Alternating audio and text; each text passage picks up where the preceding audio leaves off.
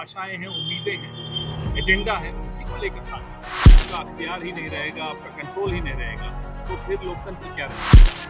भले सरकार किसी की हो, बंगाल की सरकार हो, बिहार की सरकार हो, बॉर्डर सिक्योरिटी तो केंद्र सरकार के अंदर आती है। इसके लिए कहता हूँ, I love my God, I love my Shiva.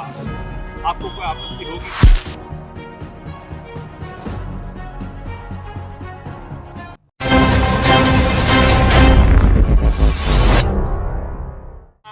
Amit Shah ने खुद ही ट्वीट करके फिर नकारा है। ये गृह मंत्री हैं देश के गृह मंत्री अपने आप को एक सर्टिफिकेट दे रहे हैं कि मैं नाकारा हूं, मैं निकम्मा हूं, मेरे रहते इतने घुसपैठिए घुस गए। झारखंड में चुनाव आया तब भी घुसपैठिए आ गए थे, फिर चुनाव हार गए तो घुसपैठिए चले गए। अब बिहार में चुनाव आ रहा है तो फिर घुसपैठिए आ गए, ये भी चुनाव हारेंगे फिर घुसपैठिए चले जाएंगे। ये हो क्या रहा है? मजाक बना रखा है गृह मंत्री ने। इस्तीफा दीजिए अगर आपसे घुसपैठिए नहीं रुकते। 80,000 घुसपैठिए कांग्रेस पार्टी ने इस देश से बाहर किए थे बांग्लादेश में। इस सरकार ने पिछले 11 साल में 7 या 8,000 घुसपैठियों को बाहर किया। ये इनका रिपोर्ट कार्ड है।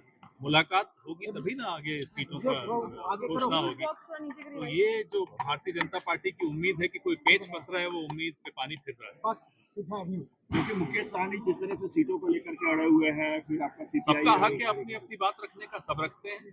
हमारे यहाँ कोई पेच नहीं है, ये हम बताएं। जैसे जेएमएम भी कह रही कि अगर 2 दिन के अंदर घोषणा नहीं किया जाएगा तो हम लोग स्वतंत्र रूप से अपना उम्मीदवार खड़ा करेंगे। हम लोग सब मिलकर चुनाव लड़ रहे हैं। उसका क्या परिणाम से भी ज्यादा लोकतंत्र को बचाने की मुहिम है। क्योंकि अगर आपके वोट पर आपका अख्तियार ही नहीं रहेगा, आपका कंट्रोल ही नहीं रहेगा, तो फिर लोकतंत्र क्या रहेगा।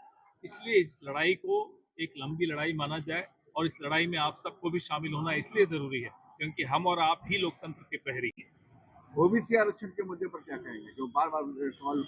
हम तो लड़ ही रहे हैं, हम तो लगातार लड़ रहे हैं। तेलंगाना में लड़ रहे हैं, तेलंगाना में लड़ते लड़ते वहां गवर्नर से भी लड़ाई हो रही है। हर जगह हम इस एजेंडा को आगे लेकर जा रहे हैं। झारखंड में पेशा की स्थिति को क्या देख रहे हैं? बार बार आगे भी चलिए, आगे भी चर्चा करनी है। भले सरकार किसी की हो, बंगाल की सरकार हो, बिहार की सरकार हो, बॉर्डर सिक्योरिटी तो केंद्र सरकार के अंदर आती है ना, या वो भी राज्य सरकार के अंदर आती है। ये गृह मंत्री बने हुए हैं, इतनी अकल नहीं है, प्रशासनिक अनुभव नहीं है। कौन देखता है सीमा सुरक्षा? गृह मंत्री देखते हैं या मुख्यमंत्री देखते हैं? जब भी कोई अलायंस होता है, नेशनल और रीजनल को साथ लेके चलना होता है। जब हम अकेले भी कहीं चुनाव लड़ते हैं तो वहां की जो स्थानीय अपेक्षाएं हैं, आशाएं हैं, उम्मीदें हैं, एजेंडा है, उसी को लेकर साथ चलना है। कोई इसमें हमेशा तालमेल रहता है, कोई उसमें कॉन्ट्रडिक्शन नहीं है। वो भी अगर मैं अपने भगवान के लिए कहता हूँ, I love my God, I love my Shiva, आपको कोई आपत्ति होगी क्या? मुझे आप बताइए, होगी क्या आपत्ति?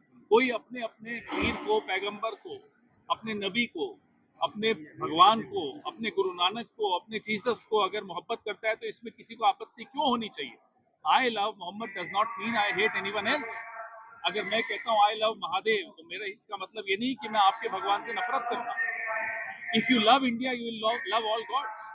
सर, क्या नहीं लगता है कि देश में बीजेपी सिर्फ हिंदू मुसलमान करके राजनीति कर रही है? आप देख ही रहे हैं 11 साल में क्या हो रहा है। बेरोजगारी पे जवाब नहीं देंगे, महिला सुरक्षा पे जवाब नहीं देंगे, आदिवासियों पर जवाब नहीं देंगे, दलितों पर जवाब नहीं देंगे, सिर्फ विवाद पैदा करेंगे, लड़ाइयां करेंगे।